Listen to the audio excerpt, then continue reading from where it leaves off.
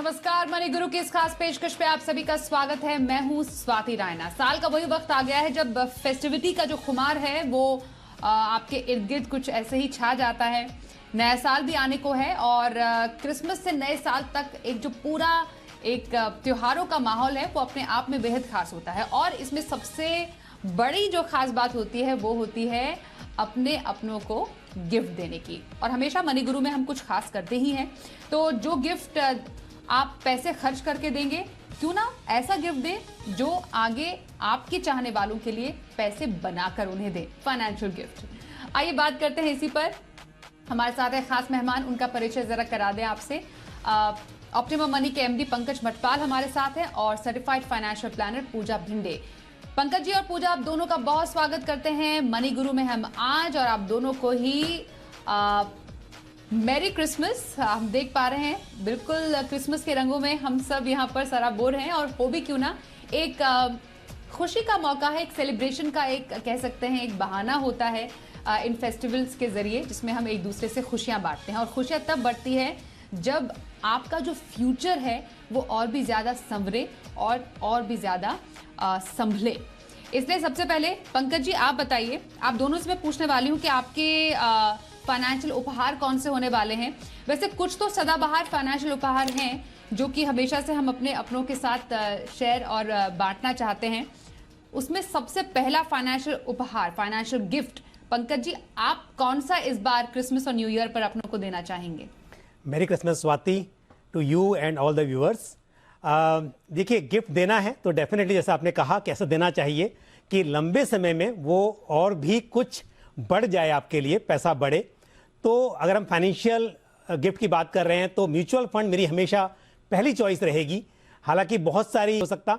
और दूसरी बात, म्यूचुअल फंड में लॉन्ग टर्म में वेल्थ क्रिएशन की संभावना तो है ही है, लेकिन क्योंकि इतनी सारी कैटेगरीज हैं कि आप हर तरह के रिस्क एपेटाइट को ध्यान रखते हुए, इन्वेस्टमेंट होराइजन को ध्यान रखते हुए चॉइस बना सकते हैं। तो म्यूचुअल फंड्स में इन्वेस्ट कीजिए।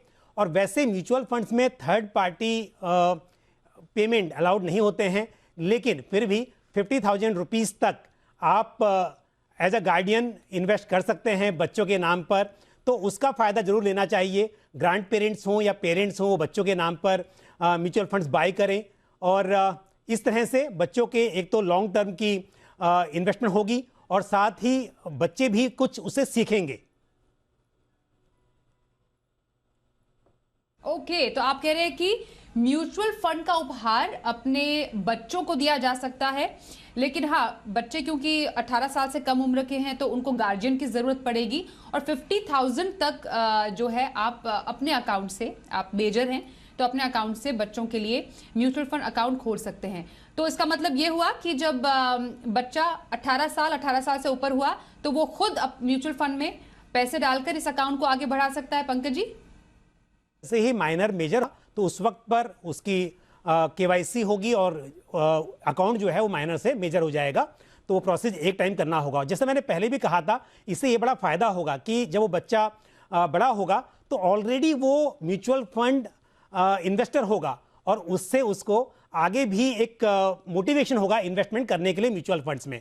तो ये एक दूसरा फायदा है कि पैसा तो बढ़ेगा और बनेगा, लेकिन साथ में उसको एक मोटिवेशन मिलेगा कि वो आगे म्यूचुअल फंड्स में इन्वेस्ट करता रहे। बिल्कुल, और जितना जल्दी इसकी शुरुआत करें बच्चों में उतना ही बेहतर है। वैसे शुरुआत तो हम बचपन से ही कर देते हैं। बच्चे जब हमारे साथ घर का बजट बनाने लगते हैं या फिर उनको पॉकेट मनी मिलती है तो वो अपनी गुल्लक यहाँ पे पिगी बैंक पे डालते हैं, उसको सेव करते हैं और किसी इंपॉर्टेंट ओकेजन पर कई बार अपने पेरेंट्स को ही गिफ्ट देते हैं। ऐसा बहुत ज़्यादा अब होने लगा है। तो फाइनेंशियल मैनेजमेंट की गुर तो बच्चों में बचपन से ही आ जाते हैं। पर हाँ, एज पेरेंट्स आप उनके लिए म्यूचुअल फंड अकाउंट खोल सकते हैं अपने नाम पर पहले, फिर 18 साल के बाद उनके नाम वो हो जाएगा। कुछ ऐसे इक्विटी फंड पंकज जी जो आपको लगता है कि आजकल के माहौल के हिसाब से या पोर्टफोलियो में चार चांद लगा सकते हैं? बिल्कुल स्वाति, देखिए अभी अगर हम बात करें नियर फ्यूचर में तो डेफिनेटली वॉलेटिलिटी है मार्केट में। और फर्स्ट हाफ ऑफ 2023 मुझे उम्मीद है कि ये उतार चढ़ाव का माहौल ऐसे ही बना रहेगा। लेकिन हम यहाँ पर बात कर रहे हैं लॉन्ग टर्म के लिए, और लॉन्ग टर्म के हिसाब से मुझे लगता है कि इक्विटी फंड्स में इन्वेस्टमेंट करना सही चॉइस होगी। तो जैसे ICICI prudential value discovery fund है, या क्वांट एक्टिव फंड है, इन फंड्स में इन्वेस्टमेंट किया जा सकता है। उसके अलावा axis Nifty 100 fund, Nifty 100 index fund, क्योंकि इंडेक्स फंड है और हमने देखा है कि लॉन्ग टर्म में लार्ज कैप में इंडेक्स फंड्स अच्छा परफॉर्म करते हैं, तो वो भी एक अच्छी चॉइस हो सकती है। तो इस तरह के फंड्स को में इन्वेस्ट करना चाहिए और बच्चों को उपहार देना चाहिए। ओके, तो इक्विटी म्यूचुअल फंड और उससे जुड़े हुए कुछ पसंदीदा फंड्स जो कि पंकज मटपाल को लगता है किए जा सकते हैं इस बार गिफ्ट, ये है उनकी पसंद। अब सदाबहार फाइनेंशियल गिफ्ट में पूजा, मैं आपसे जानूंगी, ये तो हमने म्यूचुअल फंड में निवेश की बात की। आप मुझे बताइए, जो हमारा जो पूरा पोर्टफोलियो होता है उसमें थोड़ा बहुत आपको सुरक्षा भी चाहिए होती है, थोड़ी बहुत चमक भी चाहिए होती है, तो ऐसे में क्या ऐसा कोई उपहार हो सकता है जो इन तमाम पैमानों पर खरा उतरे? बिकॉज हमें मालूम है मार्केट में बहुत ज्यादा वॉलेटिलिटी है, तो ऐसी अनिश्चित माहौल में कौन सा गिफ्ट हमें स्थिरता प्रदान कर सकता है? जी बिल्कुल। देखिए, जैसे सबसे पहले तो मैं जी बिजनेस के सारे दर्शकों को मेरी क्रिसमस विश करना चाहूँगी, आपको भी। और जैसे पंकज जी ने कहा कि इक्विटी एक बहुत अच्छा विकल्प है गिफ्ट देने के लिए, और अगर हमें लंबे समय के लिए रिटर्न्स अच्छे बनाने हैं तो इक्विटी से अच्छा कोई बेहतर एसेट क्लास नहीं है, ठीक है। लेकिन जब हम सुरक्षा की बात करते हैं और जब हम गिफ्ट के तौर पे अगर हमें इस तरीके का कोई गिफ्ट देना है, तो मेरे हिसाब से हम एसजीबी का चुनाव कर सकते हैं, जो है सोवरेन गोल्ड बॉन्ड। हम देखते ही हैं, हम हमेशा कहते ही हैं कि एसेट अलोकेशन में आप इक्विटी, डेट और गोल्ड को अकॉर्डिंगली आप अपने पोर्टफोलियो में शामिल करें। गोल्ड 10 से 15% आपके पोर्टफोलियो में होना बहुत ज़रूरी है। एसजीबी का एक ट्रांच हाल ही में था, तो वो भी आप बेनिफिट ले सकते हैं आगे आने वाले ट्रांच जो आएंगे, या तो फिर आप सेकेंडरी मार्केट से भी आप उसे बाय कर सकते हैं। एसजीबी की मैं आपको थोड़ी बहुत बेनिफिट्स बता दूं, तो नॉर्मली हम जो फिजिकल गोल्ड खरीदते हैं ना स्वाति, उसके अलावा अगर हमें गोल्ड में निवेश करना है एज एन इन्वेस्टमेंट, जो हम हेज करने के लिए हमेशा कहते हैं आपके पोर्टफोलियो में गोल्ड होना चाहिए, तो ई फॉर्म में या डीमैट फॉर्म में आप गोल्ड खरीद सकते हैं, जिसमें गवर्नमेंट की तरफ से जो एसजीबी स्कीम है वो एक बहुत अच्छा विकल्प है, क्योंकि उसमें गोल्ड की वैल्यूएशन के साथ साथ आपको अलग से 2.5% इंटरेस्ट मिलता है सालाना। 8 साल का लॉक इन है इसमें, हम सब जानते हैं, और टैक्स बेनिफिट भी मिलता है अगर आपने मैच्योरिटी तक इसे होल्ड किया तो। अब जब गिफ्ट की बात आती है, हमने ये तो समझ लिया कि क्यों ये गिफ्ट देना अच्छा विकल्प है।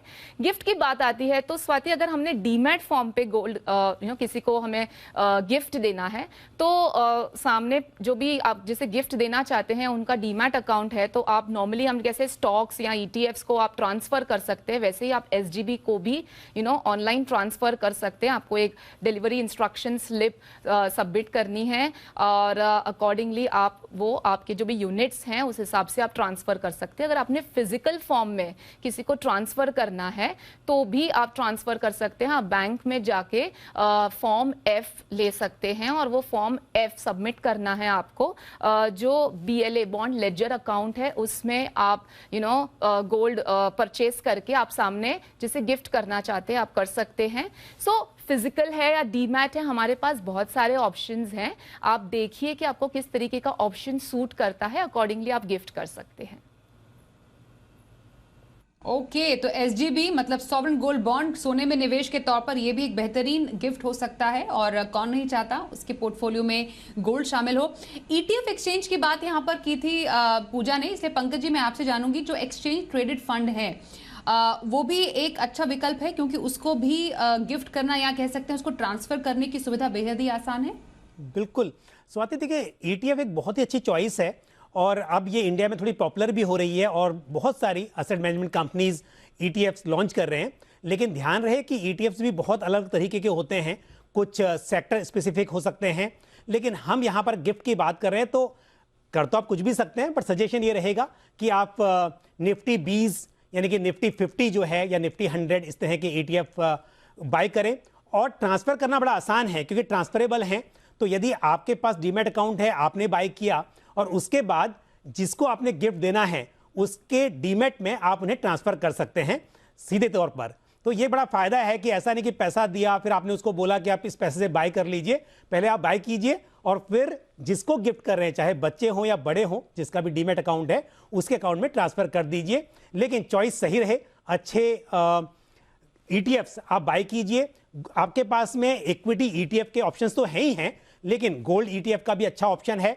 तो सॉवरेन गोल्ड बॉन्ड के अलावा यदि आप गोल्ड देना चाहते हैं, और फिजिकल गोल्ड तो हमेशा इन्वेस्टमेंट के हिसाब से हम लोग उतना रेकमेंड नहीं करते हैं, तो ऐसे में सॉवरेन गोल्ड बॉन्ड के बाद गोल्ड ETF जो है एक अच्छी चॉइस है। तो आप इक्विटी ETF या बॉन्ड ETF और साथ साथ गोल्ड ETFs, ये सभी चॉइसेस हैं, ये आप गिफ्ट के तौर पर अपने चाहने वालों को दे सकते हैं। ये तो बहुत अच्छी बात हुई कि ETF भी एक अच्छा फाइनेंशियल गिफ्ट साबित हो सकता है, और सोने में निवेश का एक और विकल्प है जो कि एज अ गिफ्ट आप दे सकते हैं अपने चाहने वालों को। गोल्ड ETF कोई कुछ खास फंड्स जो आपके पसंदीदा हैं, जो आप चाहेंगे कि अगर आपको गिफ्ट करना होता तो आप गिफ्ट करते और आप निवेशकों को सजेस्ट करेंगे?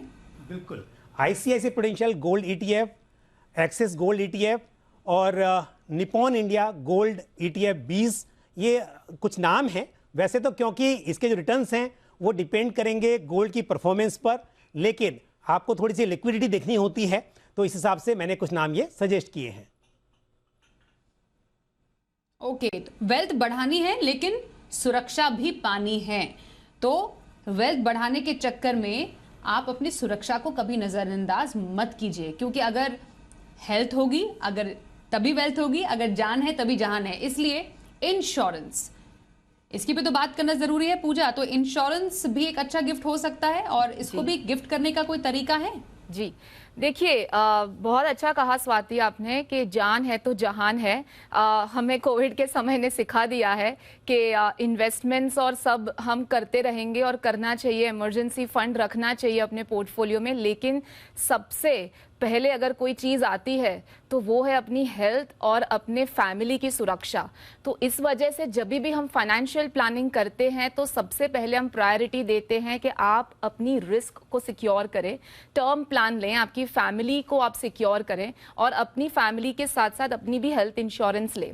दोनों के लिए मैं अलग से बात करूंगी स्वाति। सबसे पहले टर्म इंश्योरेंस जो है वो आप अपनी इनकम का एक 20 टाइम्स ले सकते हैं आपके पोर्टफोलियो में, डिपेंडिंग आपकी क्या एज है उस हिसाब से जो आपको अवेलेबल है उस हिसाब से आपको मिलेगा। आप अगर हाई एज पे हैं तो आपको 10 to 15 टाइम्स मिलता है, सो वो आपको देखना है। लेकिन टर्म इंश्योरेंस जो रेकमेंडेड है एज पर फाइनेंशियल प्लानिंग उतना होना जरूरी है। काफी टाइम आप अंडर इंश्योर्ड भी होते हैं, काफी टाइम हमने 1 करोड़ की टर्म प्लान ले रखी है क्योंकि हम नॉर्मली कहते हैं कि होना चाहिए, लेकिन आपके पोर्टफोलियो के हिसाब से, आपके लाइफस्टाइल के हिसाब से और आपकी इनकम के हिसाब से आपकी टर्म इंश्योरेंस ज्यादा होनी चाहिए।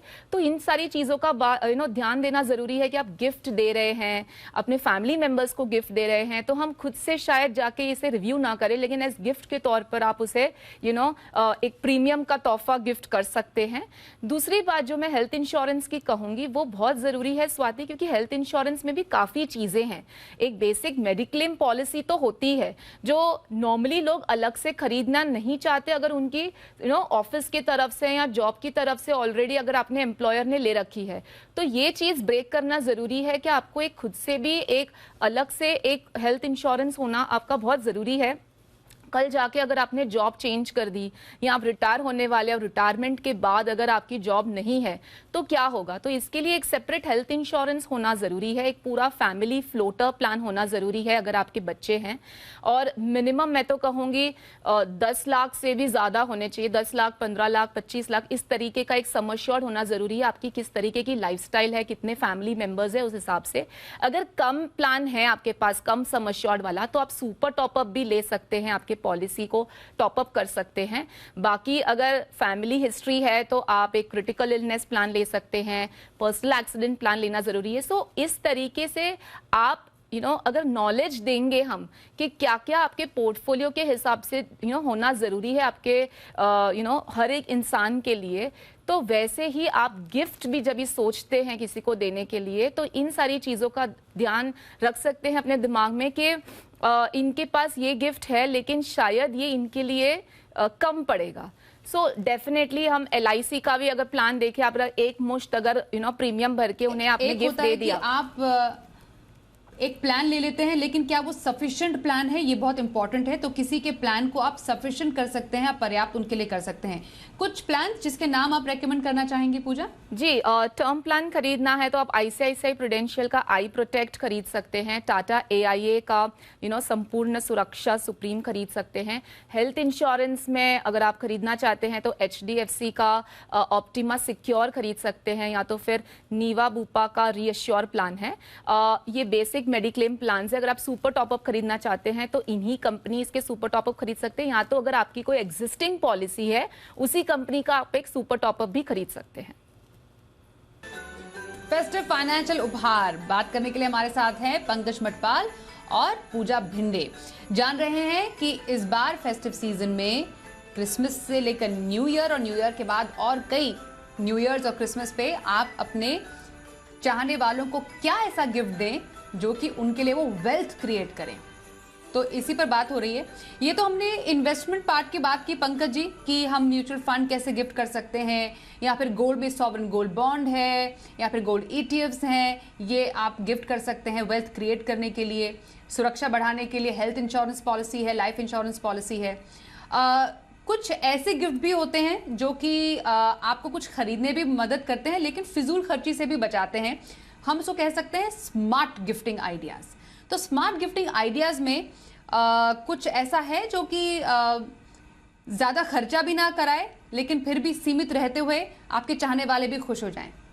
बिल्कुल स्वाति, ऐसा है, देखिए पहले हमने बात की कि ऐसे गिफ्ट जो लॉन्ग टर्म में आपको खुशी देंगे, पैसा बढ़ेगा, लेकिन जैसा आपने कहा कि इमीडिएटली कुछ गिफ्ट दिया और आपने शॉपिंग की तो खुशी जल्दी मिलती है। तो ऐसे में आपके पास में एड ऑन कार्ड का एक ऑप्शन हो सकता है, और दूसरा इसी तरह से कुछ प्रीपेड कार्ड्स बैंक्स के हो सकते हैं, वो एक ऑप्शन है। उसके अलावा कुछ ई-कॉमर्स या शॉपिंग मॉल के कार्ड्स हो सकते हैं जो आप एक फिक्स अमाउंट का दे सकते हैं। तो वैसे तो अगर हम एड ऑन कार्ड की बात करें तो एड ऑन कार्ड में सिंपल है कि आपके पास क्रेडिट कार्ड है और आपने अपने फैमिली मेंबर के नाम से एक एड ऑन कार्ड और इशू करा लिया, तो उसकी जो लिमिट होती है बेसिकली जो ओरिजिनल कार्ड की लिमिट है वही रहेगी, लेकिन विद इन दैट लिमिट आप किसी को एक गिफ्ट कार्ड दे सकते हो। तो यदि उनको शॉपिंग करनी है तो उस कार्ड से वो शॉपिंग कर सकते हैं, लेकिन ध्यान रहे यहाँ पर आपका जो कंट्रोल है वो एक लिमिटेड होता है कि जितना अमाउंट आपने फिर भी डिसाइड किया हुआ है उस कार्ड की सब लिमिट रखी हुई है, उतना तक वो आपका फैमिली मेंबर खर्च कर सकता है। तो एक एड ऑन कार्ड एक अच्छा ऑप्शन हो सकता है। कई बार ऐसा होता है कि घर में किसी की मतलब शायद उनको वैसे कार्ड ना मिल पाए यदि वो अप्लाई करें क्रेडिट कार्ड, लेकिन आपके कार्ड पर आपने एक एड ऑन कार्ड दे दिया तो वो उनके लिए एक ऑप्शन हो सकता है। दूसरी बात स्वाति, इसका फायदा एक और भी होता है कि हम देखते हैं कि जब आप लोन लेते हैं या क्रेडिट कार्ड रखते हैं तो आपकी क्रेडिट हिस्ट्री बनती है, लेकिन यदि आपके पास कोई भी लोन नहीं है, क्रेडिट कार्ड नहीं है, तो क्रेडिट हिस्ट्री नहीं होती है। बट यदि आपने एड ऑन कार्ड ले लिया किसी के नाम से तो उनकी भी क्रेडिट हिस्ट्री बन जाती है, तो ये भी एक एडिशनल ऑप्शन है। उसके अलावा जैसा हमने अभी कहा कि आपके पास में ई कॉमर्स कार्ड और मॉल के जो कार्ड्स होते हैं, इस तरह के कार्ड्स और प्रीपेड कार्ड्स के भी ऑप्शंस हैं। बिल्कुल, और ये जो गिफ्ट कार्ड्स है पूजा, इसमें जैसा कि पंकज जी ने भी बताया कि फायदा तो बहुत है, फिजूल खर्ची भी कम हो जाती है कि आपने एक प्री डिटर्मिन्ड अमाउंट उस कार्ड में डाल दिया है या जिसको भी देना है आपने एक अंदाजे से उतना, जैसे हम पहले किसी को कैश देते थे किसी अच्छे ओकेजन पर उतना शगुन देते थे, वैसे आजकल लोग कार्ड देते हैं, जैसे बताएं ई कॉमर्स किसी साइट का, और उनकी जो मर्जी है उसे खरीद लें, तो वो कैश का भी काम करता है और आप कहीं से भी उसकी खरीदारी भी कर सकते हैं। ये इसके टॉप बेनिफिट्स हैं किसी गिफ्ट कार्ड के देने के। जी देखिए स्वाति, पंकज जी ने भी जैसे कहा कि इस तरीके के कार्ड्स की वजह से थोड़ा हम फिजुल खर्च नहीं होता है। एंड मैं इसके दो फायदे देखती हूँ। एक तो जैसे आपने ही मेंशन किया कि पहले हम कैश गिफ्ट देते थे, अब वैसे भी हम कैश का ज़्यादा इस्तेमाल नहीं करते, सब कुछ ऑनलाइन हो गया है, सब कुछ डिजिटलाइजेशन की वजह से आज एक क्लिक से आप सब्जी भी खरीद सकते हो, आप गिफ्ट्स भी खरीद सकते हो, आप जो चाहे खरीद सकते हो घर बैठे बैठे। सो ये जो एक ट्रेंड है ना, मैं कहूंगी जो अब शादियों में देना शुरू कर दिया है, बर्थडेज पे देना शुरू कर दिया है, वैसे ही फेस्टिवल्स पे भी इस तरीके के गिफ्ट कार्ड्स बहुत ही पॉपुलर हैं। जैसे ई कॉमर्स के कोई हैं या ब्रांड्स के हैं, जैसे पंकज जी ने भी कहा कि बैंक्स के भी आते हैं प्रीपेड कार्ड्स, तो वैसे बहुत अच्छे अच्छे ऑप्शंस हैं जो आप सिलेक्ट कर सकते हैं। दूसरा फायदा मैं ये देखती हूँ कि जैसे ये कार्ड्स की एक एलिजिबिलिटी होती है, जैसे आप 6 महीने तक की एलिजिबिलिटी है या 1 साल तक की एलिजिबिलिटी है, तो अगर आप करंटली कुछ नहीं खरीदना चाहते हैं, आपके पास कोई चीज ऑलरेडी है और आप उसे 2 महीने बाद या 6 महीने बाद खरीदना चाहते हैं, तो आप उसे यूज कर सकते हैं। तो बहुत बेनिफिशियल है। आप जिसे गिफ्ट दे रहे हैं वो आपको सच्चे तरीके से याद करेगा कि इस तरीके से गिफ्ट दी गई कि मैंने जब चाहिए और जो चाहिए वो गिफ्ट मैंने उसी समय पे ली।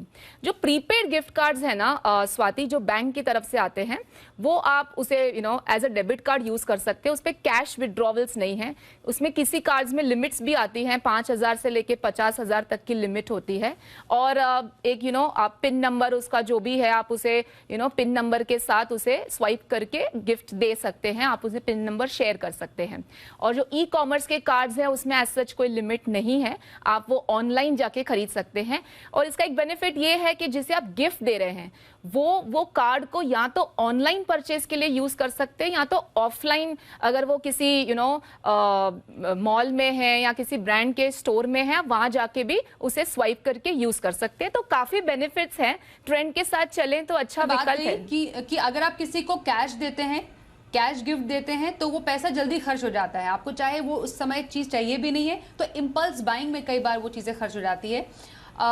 गिफ्ट कार्ड में आप कई बार अपनी जरूरत के हिसाब से, या कई बार आपको लगता है कोई ऑफर आएगा उस पर्टिकुलर साइट पर, आप थोड़ा इंतजार करते हैं और वो थोड़ा सा इम्पल्स बाइंग को रोकता भी और जरूरत आने पर सही चीज आपको खरीदने में मदद भी करता है। पंकज जी, लेकिन आखिरी पॉइंट है ये जरूर, लेकिन बहुत इंपॉर्टेंट पॉइंट है। हम चलिए गिफ्ट्स बेशुमार दे रहे हैं, लेकिन एक ऐसा अनमोल उपहार है जो चाहे आप जितना भी दें उतना कम है, और जितना बांटे उतना और ज्यादा बढ़ता है। गेस कीजिए पंकज जी, क्या है वो? बिल्कुल स्वाति, देखिए कहा जाता है कि किसी को आप एक बार फिश दें, उससे अच्छा अगर फिश पकड़ना सिखा दें तो ज़्यादा अच्छा है कि वो ज़िंदगी भर उसका यूज़ कर सकेगा अपने स्किल का।